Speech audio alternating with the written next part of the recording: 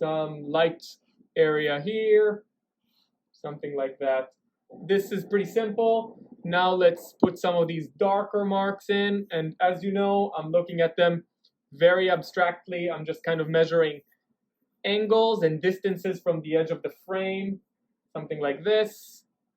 And then here kind of goes in, so I'm using the black for this because the background is pretty much as dark as it gets. And this is pretty basic, but good enough for me to understand where I am. Then I'm taking my yellow to try to block out this shape of the hair and thinking how much lower than the edge of the frame does this go, and then what kind of angle exists over here.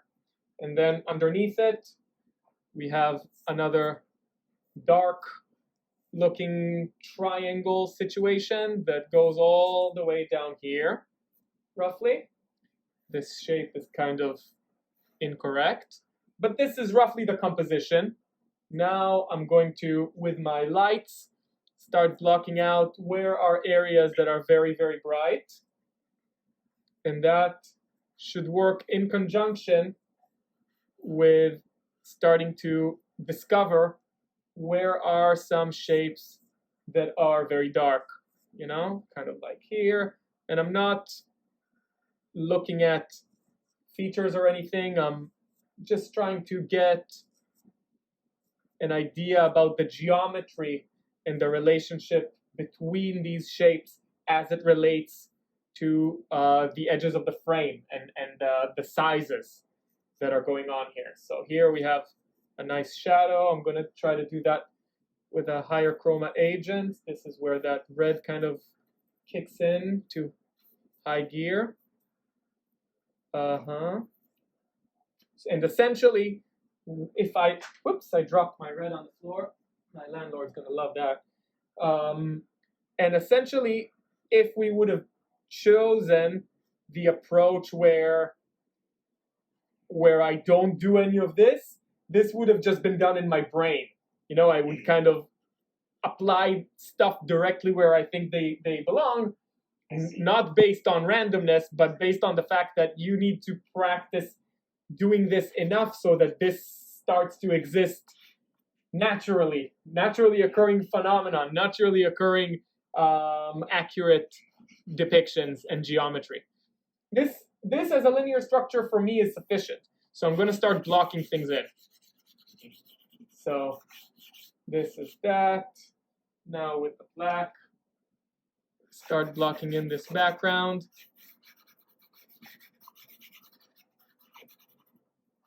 There we go.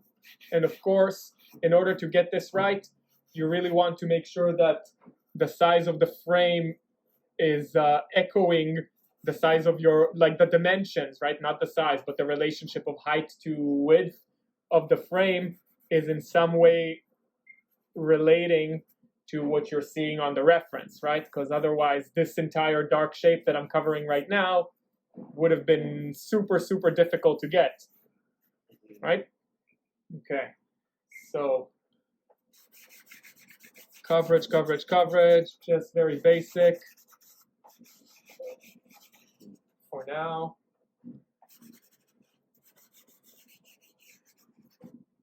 And of course, these things are going to eventually start mixing. But for now, I'm just putting down what's obvious.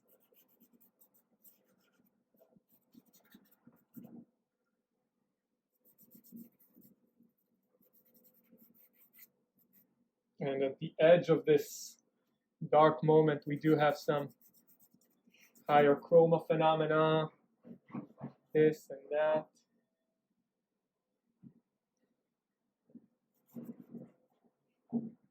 Wow, so much noise outside. It's not. I'm very glad that we managed to overcome this. I was worried that you would say, I don't hear you at all. It's just like, oh man, out of my hands, but at least looks like we got lucky here. So now I'm just trying to get some of these colors of the shadow. So it's a mix of all three, right? In here and in here we have, because we have a kind of dark low chroma orange, and orange means that we have both the red and the yellow, and of course the black to bring the value down. Okay, and my use of white so far has been very, very minor, very limited, but that's not going to stay the case for long.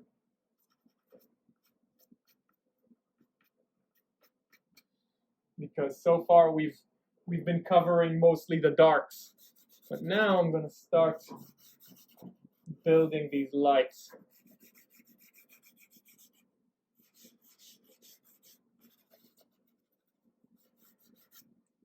And I want to start giving them a little bit of a chroma presence. So some yellow over here, some red around the cheek. Oops, it's red. Probably not as high value as I would want. I might switch it if it gets too annoying. Because as you said, you kind of wanted a pinkish red, which does make a lot of sense, but I don't think I had one. So I'm gonna roll with what I got, and if it gets annoying, we'll change to another red. And then I'm gonna get this middle value. Again, it's a kind of brown. So what is brown? You know, it's a low chroma orange. So both white, black, yellow, and red. All four participants are going to exist here in these middles.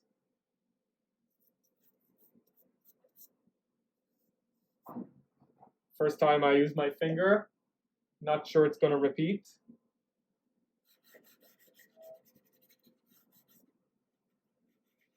Making sense so far? Yes. Okay.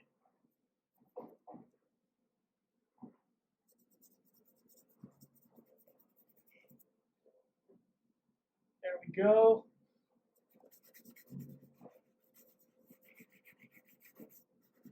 And the degree to which you can be loose with this kind of technique really depends on how good your paper is.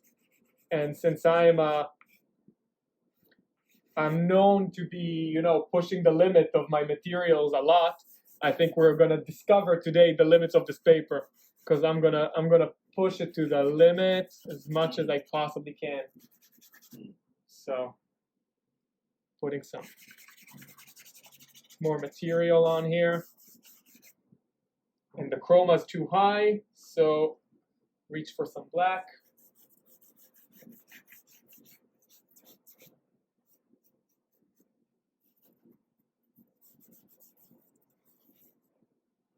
Okay. Oops. Oh, that's the problem. Pastels, they fall and they break. Oh goodness. It's true. Yeah, it's a bummer. But So what brand of pastel is this, by the way? it's what I had. I think it's not as good as yours. At least I'm sure it's not. It says Mungio. I got that as a gift once. I don't think they're very good. So you're definitely using the good stuff. You're using Schminke, you told me, and Sennelier. Yes. Those are very good brands. Those are very good brands. And I have a Schminke set in Israel. I just keep forgetting it there. It's like, oh man, but it's way better than what I'm using. So I keep on telling myself that I need a good pastel set, but I forget to buy it. Okay, so I'm gonna give a little bit of chroma here to this shadow because I don't want it to be just a boring pitch black. I want some difference between what's going to happen here and what's going to happen here. And here we have something that's very gray, right? So I'm going to start off with putting some black preemptively and some yellow. And you're going to see that black, yellow, and white can create something that's very greenish. Look at that. See that? It has a greeniness to it that I think is similar to what you were looking for, because what happens is when you reduce the chroma and the value of yellow, it kind of starts to turn into an olive green. So olive green is basically just yellow and black. Have you tried to make that mixture before?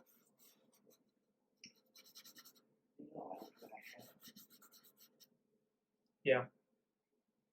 It's a really fun mix. So here we get some of that chroma of the mustache in. And let's get that differentiation between the value of the skin and the value of the beard. So the beard needs to be darker and also a little more chromatic. So you see, I'm kind of building it as a wholesome system.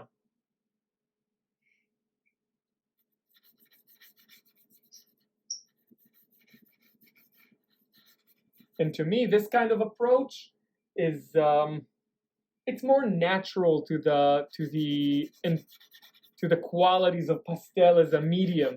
You know, it kind of, at least for my taste, kind of likes being this loosey, textured, rough medium.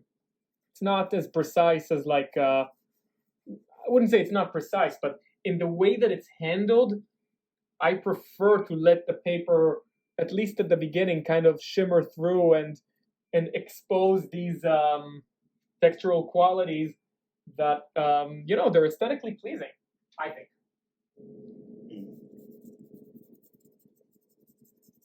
And then some white to bring up the value where needed.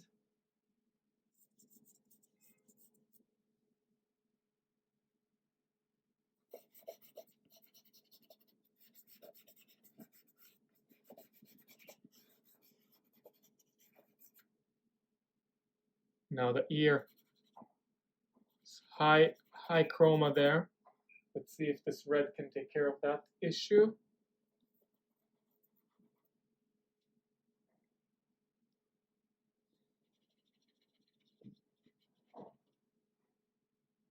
Boom, that's bright, so that's good news. That's pretty good news. So that means I can go more chromatic in the nose as well.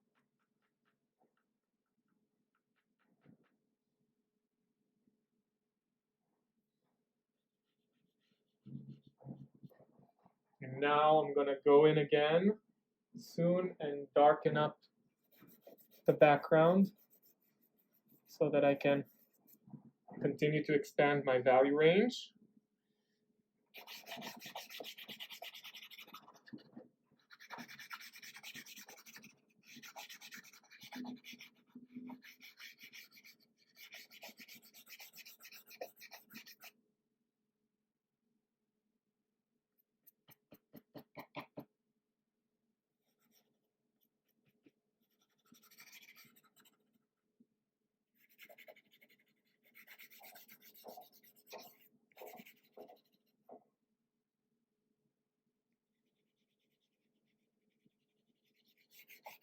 And here in the background, where I don't totally appreciate the shimmer of the paper at all, because it's preventing me from being able to reach the depth that I'm going for, that's where the smoothing or smudging is going to be necessary. You see, not for a blend, but rather to get rid of the paper where I don't want it. That's where this activity is necessary, not for smoothing soft edges, but rather for getting rid of paper shimmers that are holding back my value range. There we go. I even have a chamois on which I clean my finger.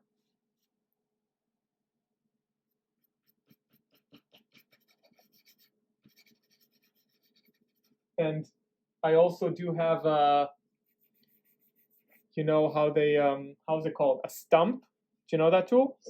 Yes. Yeah, that tool is pretty good for that as well. I might actually take mine out soon because it's looking like it's going to be necessary for some of these areas.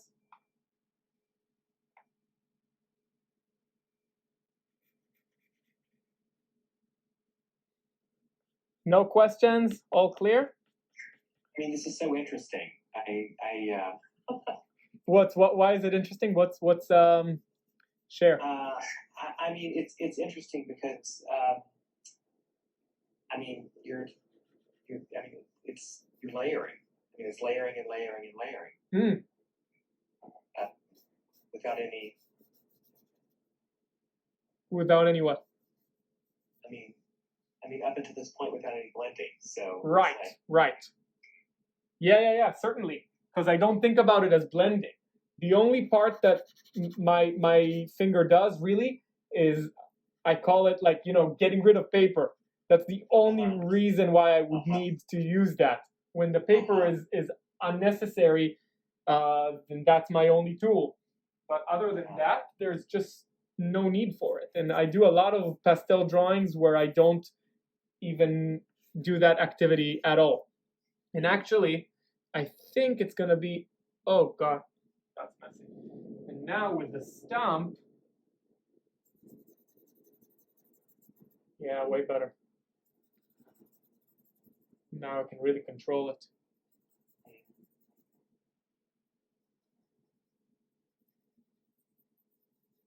Basically, I'm pushing it into the tooth of the paper to make sure that I'm getting the actual color that I'm trying to mix and not some default randomness. And this actually does help me also sometimes get slightly better definition of my shape. Don't want any paper shimmering here.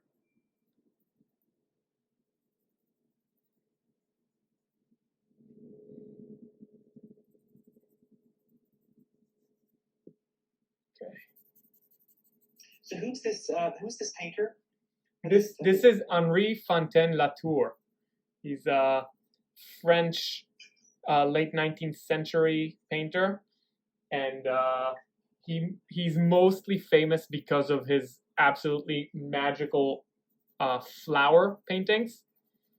But I think, as good as he is in flowers, which is very good, possibly the best ever, he's also a fantastic portrait artist. So some people just get it all, John. Some people can just do it all, and he's one of them for sure. Okay, here I'm gonna need a bigger one. There we go.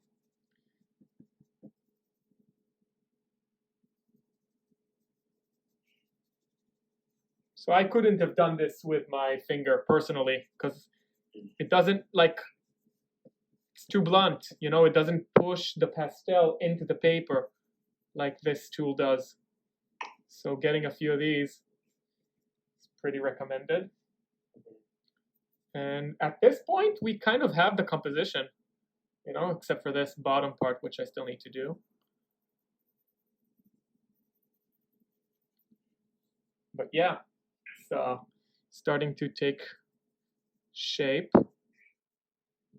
And let's see if I can actually get away with manipulating these values a little bit more.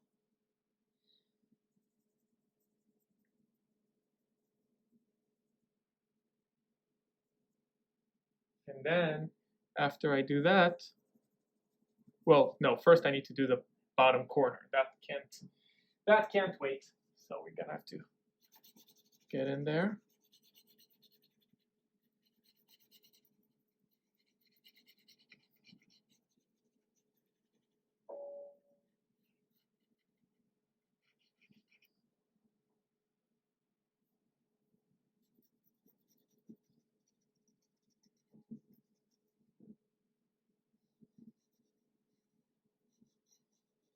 And these tools also let you be more painterly. You see what I'm doing? I'm like yes. pushing these powders around, and I can really make some fun marks with it. Sometimes I even use a brush. I might use a brush later. We'll see how it goes. But being a painter, I'm attracted to the prospect of making these painterly marks. And now let's find these moments of high chroma that have not yet been expressed so well.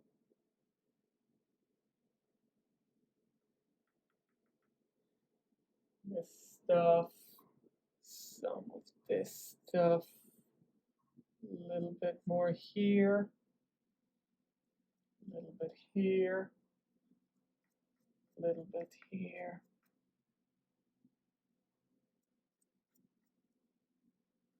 A little bit here. I'm like peppering it in. This needs to be a little bit darker. This needs to be higher with some more red chroma in here. Some more chroma in there. I'm going to push this paper to the limit. See how much it can take.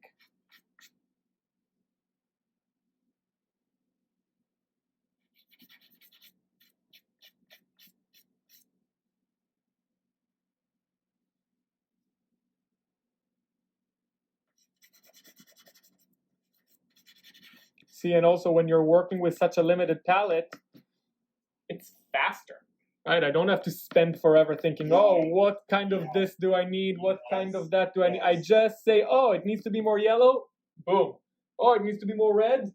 No problem, you know? Yes.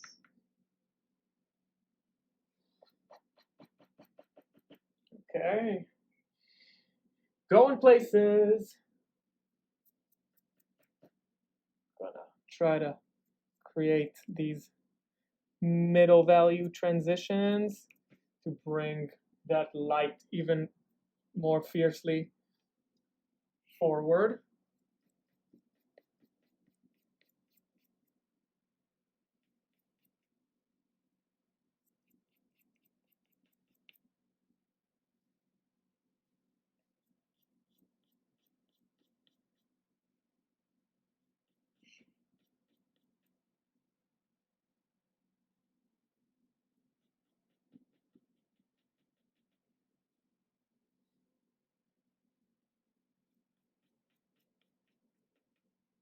There we go. And then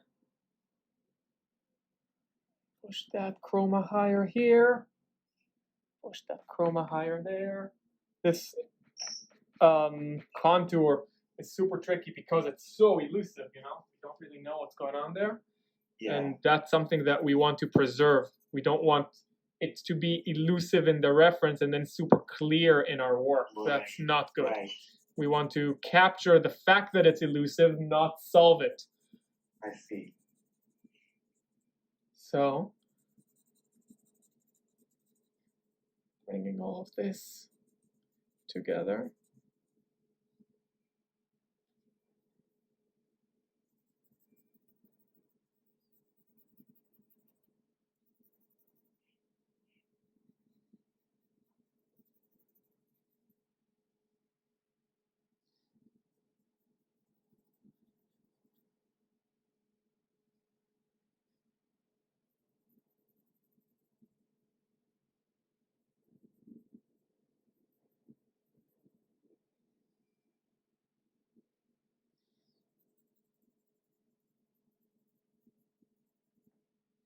Okay, his nose is enormous. Need to fix it.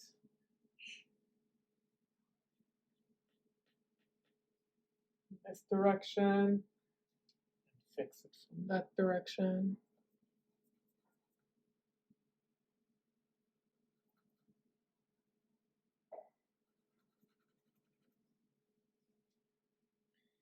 At the very edge, we do expect some more chroma over here. But also, you know, it's a kind of battle, right? I want to add more chroma, but then it drops my value. I come in with a different value, it drops my chroma. So it's always all about juggling those different elements in your head. those values up. Let it glow.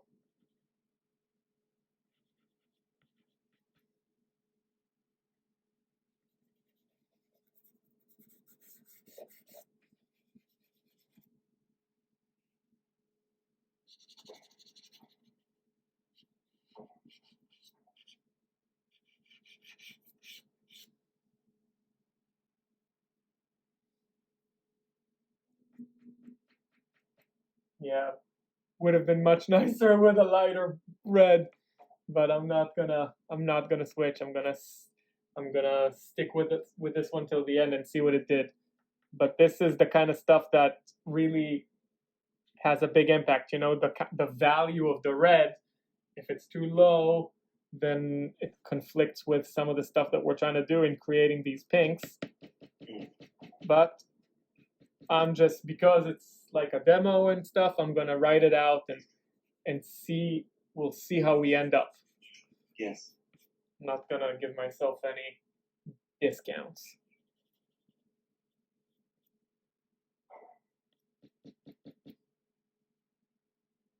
Okay.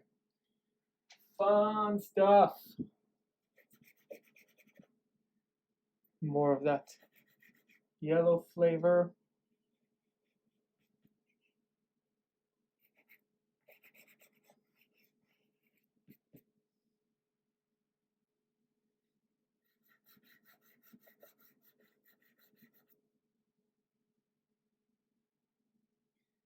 And followed by some more of that red where it's needed.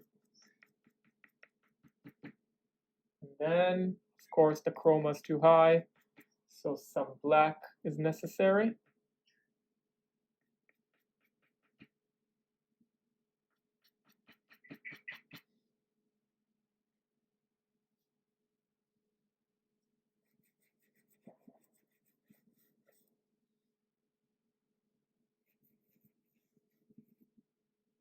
There we go.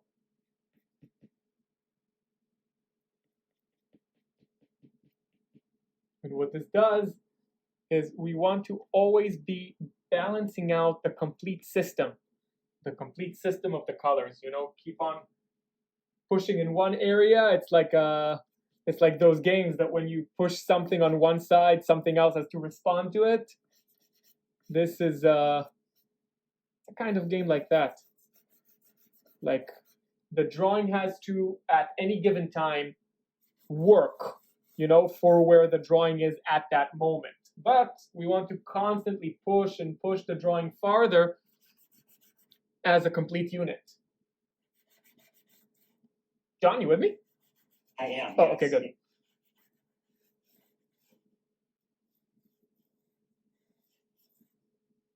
Is this making sense?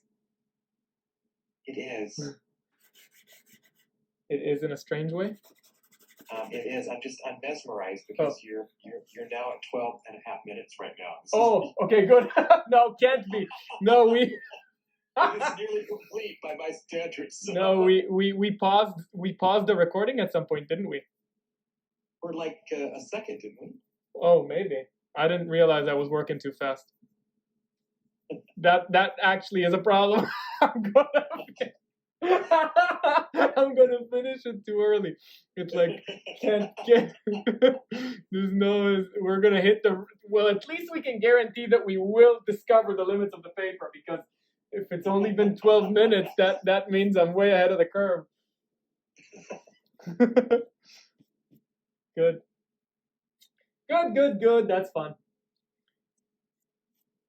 And yeah, I really love this media. So, okay, I mean, if we discover that this is where we are in terms of time, perhaps it's worthwhile to also do some short studies in Pastel, you know, limited palette. And perhaps, you know, not 15 minutes, but you can give yourself double the time, like 30, and try to capture what you're trying to go for as fast as possible.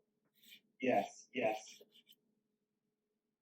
This is the kind of approach that I feel like is most important, is to learn how to respond to these visual stimuli as quickly and as directly as possible.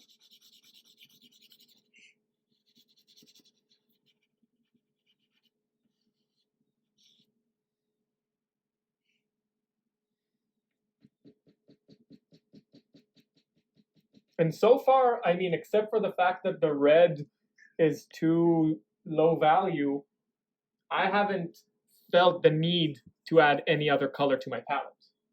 Right.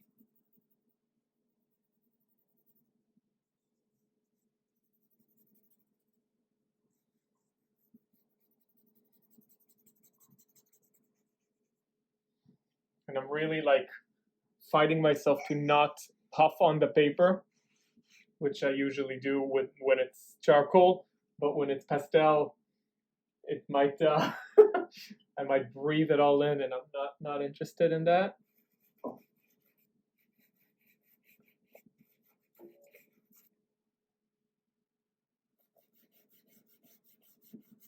And it's always these three questions, like, is the value correct? Is the chroma correct? Is the hue correct?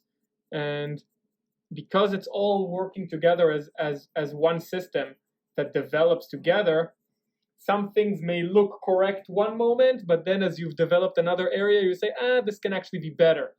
And then you come back, you update, and you proceed.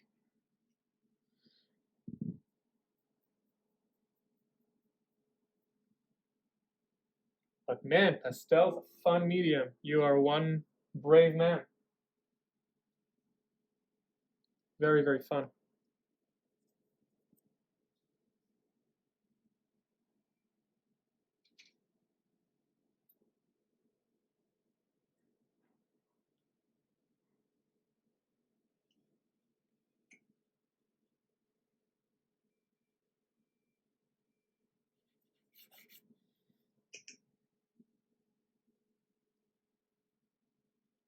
Trying to finagle this shape into existence. That's the one thing that's the most difficult for me in terms of how to properly manipulate pastels, is the fact that, it's not self-evident how we can be precise when the chalks are so small and the grip on them is so suboptimal. So for that, I don't have any magical solution as of now, but would be nice to discover one.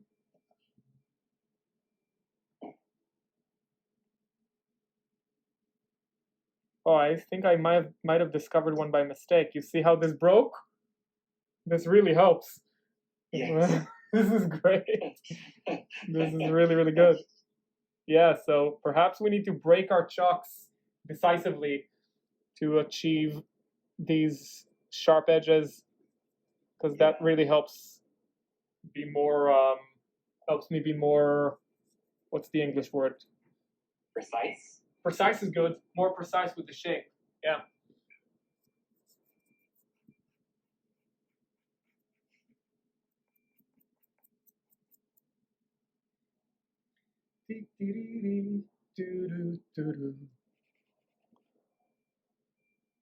Okay.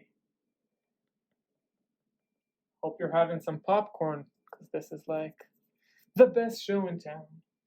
Fun stuff. So interesting. I mean, really just fascinating. Yeah, I do remember. This is something that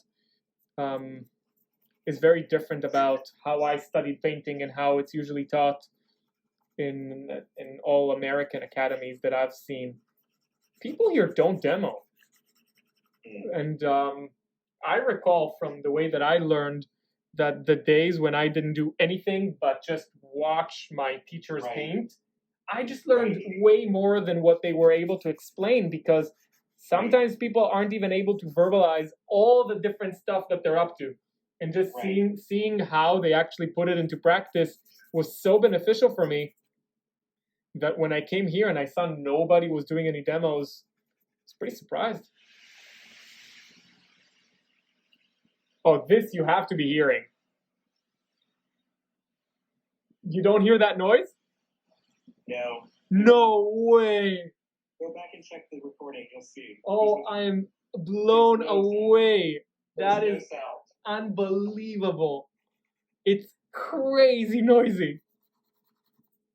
Wow. This mic was worth every penny. My God. I didn't even know this technology existed. It's like, forget going to Mars. This is amazing.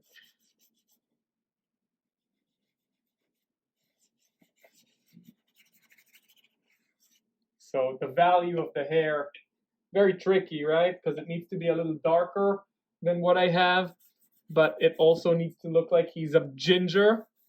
So it can't be too dark and it can't be too low chroma. It's like right in that very tricky middle point that I'm gonna try really, really hard to get right. This ear needs to be higher. John, you didn't tell me that I messed up the location of the ear. We're in this together. No, I didn't see that. needs to be at pretty much level with the nose. I should have seen that, but it's okay. That is something that's very fun about Pastel. It's opaque enough to move almost like oil paint is. You can't move it infinite number of times like you could in oil, but it still does well when it comes to backtracking a decision that was made. And I'm telling you, the Aquanet hairspray. No, I really do want to try it. No, I want to try it. We'll carry this out like 15 to 20 more times. Really? Yeah, it creates a brand new surface. So. That is fascinating. I've never even heard of it, you know? That's really great. Really, really great. I might try it on this, but we'll see if I need it. Because would it be better than, for example, workable fixative, which is what I know?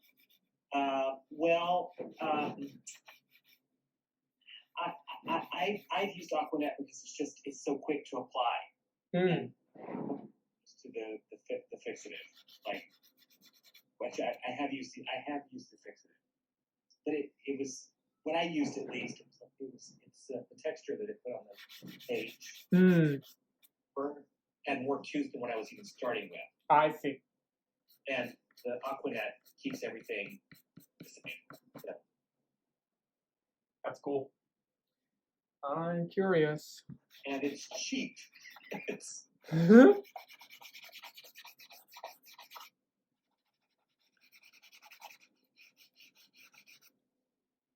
okay. Where's my stump here?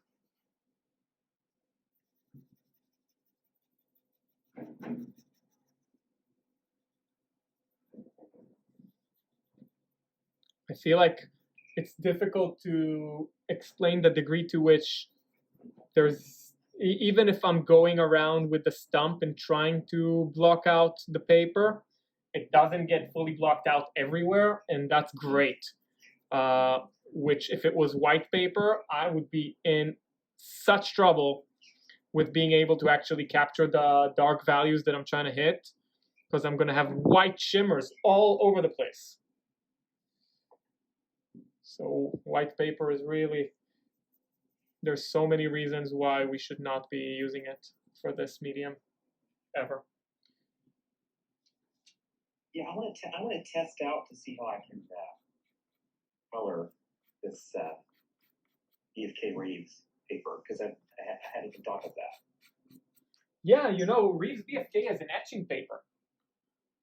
And etching papers are meant to survive moisture. You know, when you print etchings, you print them wet. So I am pretty optimistic that it's going to turn out nicely.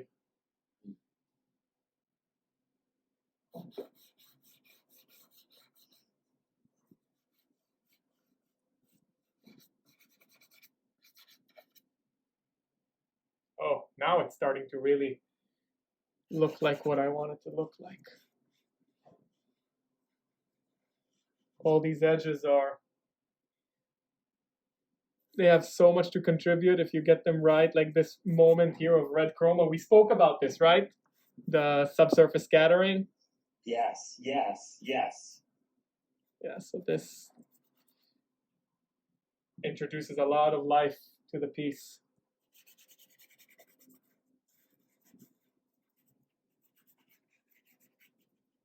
And it's interesting, in the hair, I feel like I haven't even used any white at all, but I didn't really need to.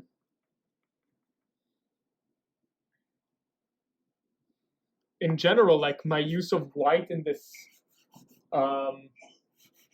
piece is fairly limited in terms of the times. You know, I kind of go in occasionally, I blast the white pigment wherever I feel like it's necessary, and then I let it go, and I try to layer on top of it areas where I need to reduce the chroma or increase the chroma. But it's almost like the white is almost a foundation pigment, and then everything else falls on top of it and mixes into it.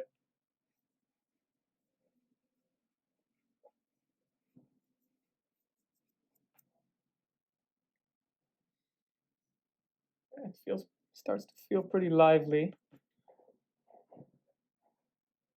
This needs to be lower. That ear is phenomenal. Pretty fun. Pretty fun. He's really good. I'm a huge fan of his work. Is this a self-portrait of him? Self-portrait. Yes. And the other one we did is also a self-portrait of him. Yes. But he was friends with all the right people, so there's also portraits of him by other artists. I see.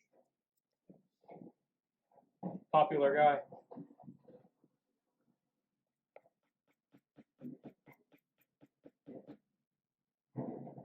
Any of his paintings at the Met Museum? Yeah. This is at the Met. This is at the Met? Yeah, this is at the Met. And he has flowers at the Met. He has a lot of good stuff. He had a fantastic flower that was at Sotheby's last year.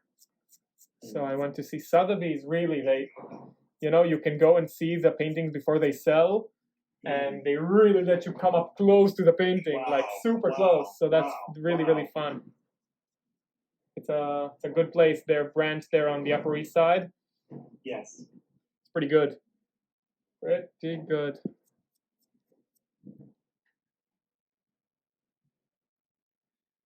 So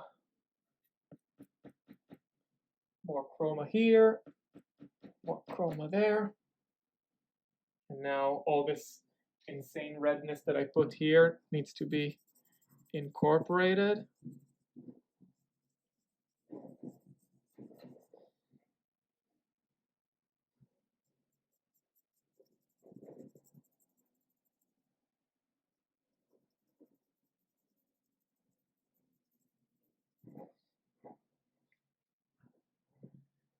Good. And yeah, pastel is like as difficult as it is, which it is very, very difficult,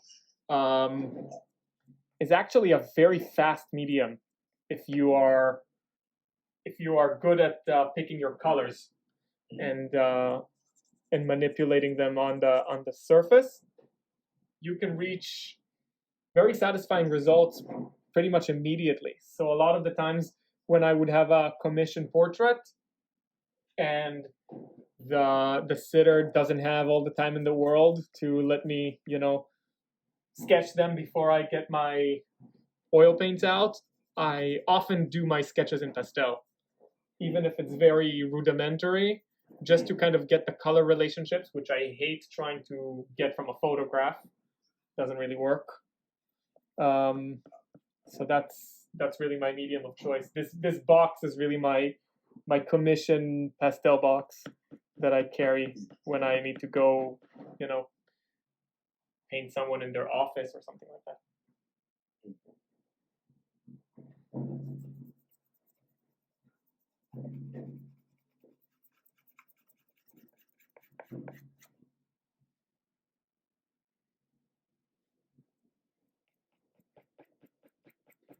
So this edge is like really, it's very important to me that it kind of fades into the background in a harmonious way. I don't want it to feel too like detached.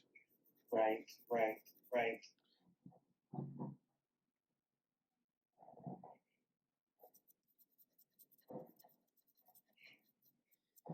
And I think we've done a good job selecting the colors, John.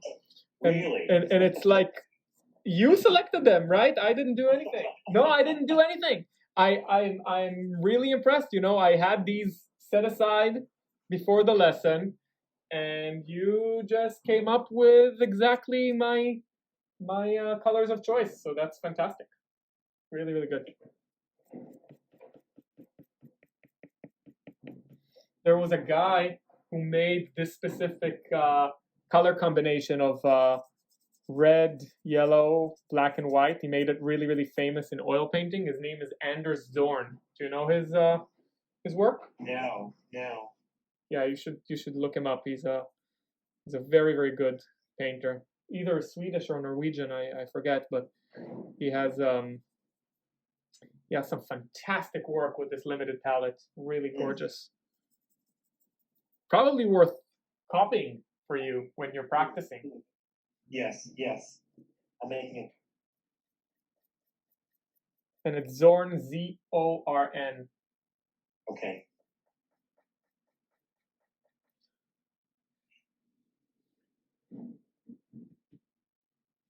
Over here. I'm just gonna try to pepper in that yellow chroma that I'm seeing along this edge. Not feeling it quite yet, not as well as I would want to. So for portraits that you do in general, Mm-hmm. do you sketch out the image? Is there a sketch that you begin with, or is it more precise? For what kind of? I guess my question is related to portraits of people.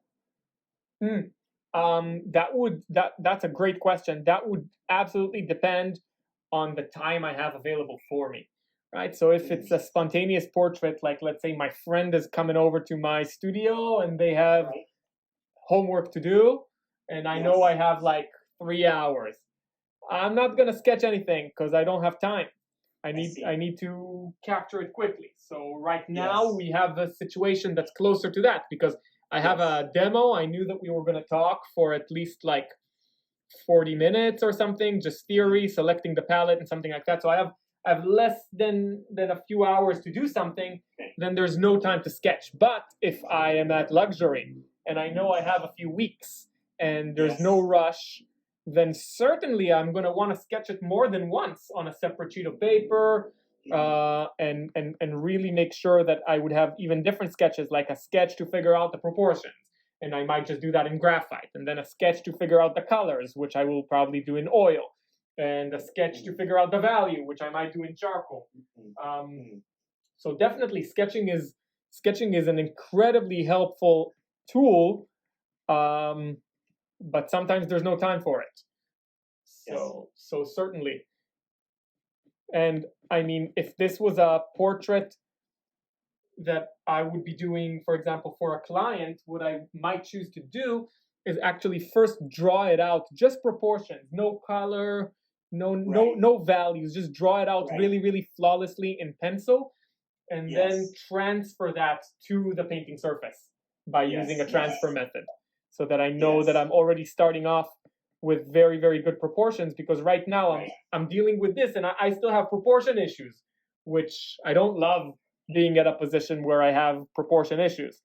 But since this is a color demo, I figured I don't want to spend, more than a minute to try to capture where the proportions belong. But if this was a proportion demo, we might just do this whole thing in graphite.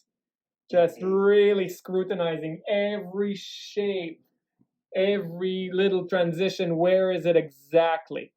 And there wouldn't be any kind of questions of, oh, the ear is misplaced when there's already a lot of color on the surface. That's not something that I like to allow in my process.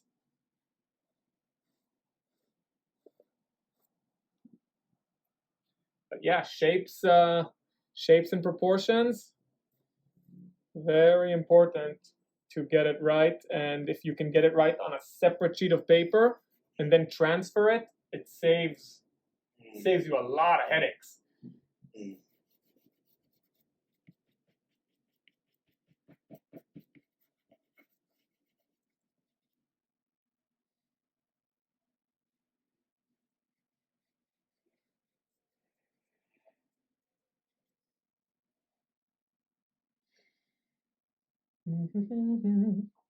Wow, I'm almost hitting the chroma of the painting. Starting to come close. Yes. Because of course the chroma of oil painting usually has much greater chroma range than pastel can reach.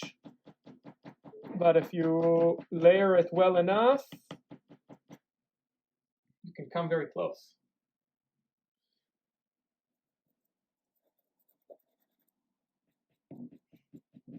And can you feel how, because we only have 4 pigment powders, this whole thing feels very harmonious? Pretty much from the get-go? Definitely. Definitely.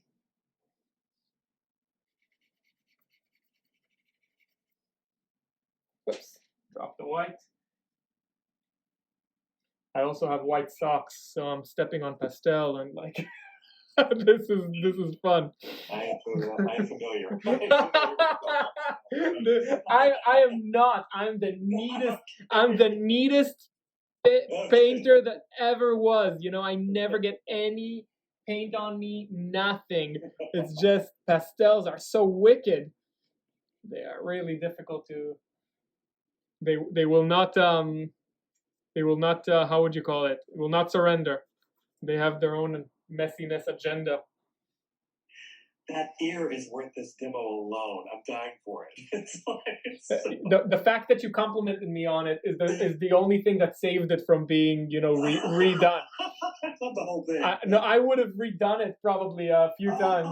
Yeah, no, but I thought, okay, well, I mean, something that's very valuable when it comes to feedback is, you know, it's very difficult sometimes to judge whether or not you did something correctly, and the intuition is that you can always make something better. But as soon as somebody comes over and is like, this really works, then okay, then that means I'm not saying that it's perfect, but it means that there's better uses for my time. Yeah, and I'm mostly focused on the color relationships. So if there is any proportion inaccuracy, you'll pardon me that.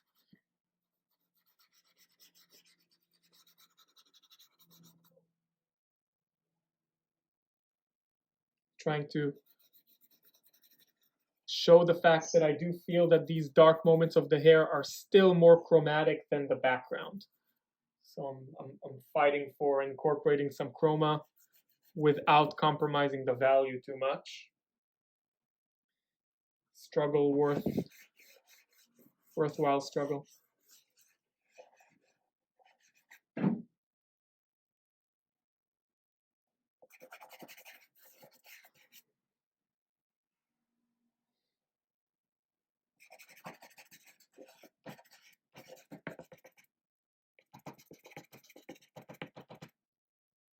And I love how these things just build on each other.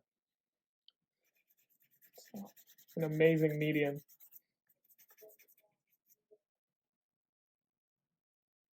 And it's also really fun when I can be, you know, the difference between painting and drawing, for better or for worse, is that in drawing, I'm always here, you know, I don't have to spend time going back to my palette.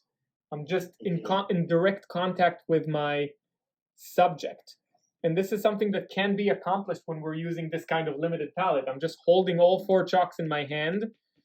And that way I'm just, you know, I'm in here. And I feel like I have such a direct relationship with how the drawing is unfolding that if I were working with the full box of pastel, I couldn't really reach this immediacy.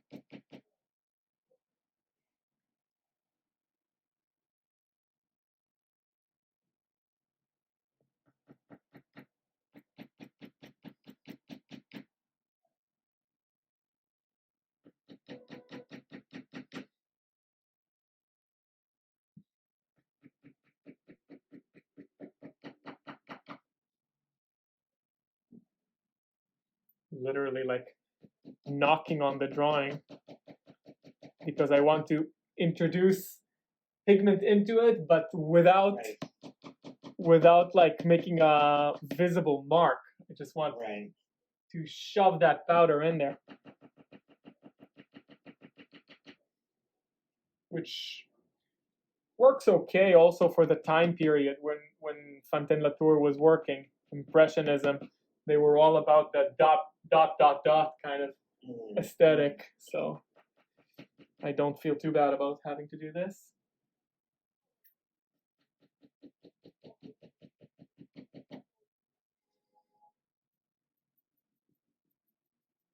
What is your reference? Are you looking at an electronic version of this Yeah, the same file I sent you. on screen Uh-huh. and not a printout? Nope. So. A printout is like playing a game of telephone. Yeah. Right? Yeah. Because it's already like not the painting. So we have the photograph which compromised it once. I don't need the printer to compromise it again. Yes, yes. So yeah, I'm just working from the digital image.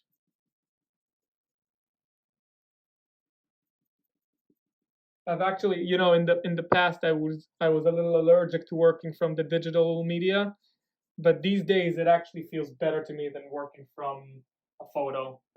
From a printed photo. I really hate working from a printed photo. It just printers, they only have 4 inks, you know, CMYK, and the colors are just extremely narrow. Doesn't actually reach half the colors that you can see on a digital image. I see. Yeah. So unless you go to a very high resolution printers, and then, you know, that can be worth it, but definitely not like the simple printers that we have at home. Right. That, I mean, some people have at home. I don't have at home, but some common to have at home. I have a typewriter at home. Whoa, that's fun! Oh my god, that's so fun!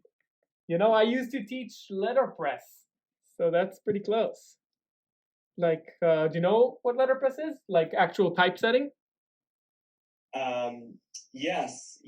I know what that is. Does that still happen? Rarely, but whenever you want your text to have any kind of embossment, that's how you would do it. If you want your, like, to have like you know, like a bevel, like that it feels like it's imprinted into the paper. That's letterpress. So you wouldn't necessarily do it with old school lead fonts like I used to do, but you can, but the machines are still the same machines. Okay, now it's going to be a tricky situation here. I want to add chroma to the cheek. Oh boy. This red is very low value. Am I going to pay a heavy cost?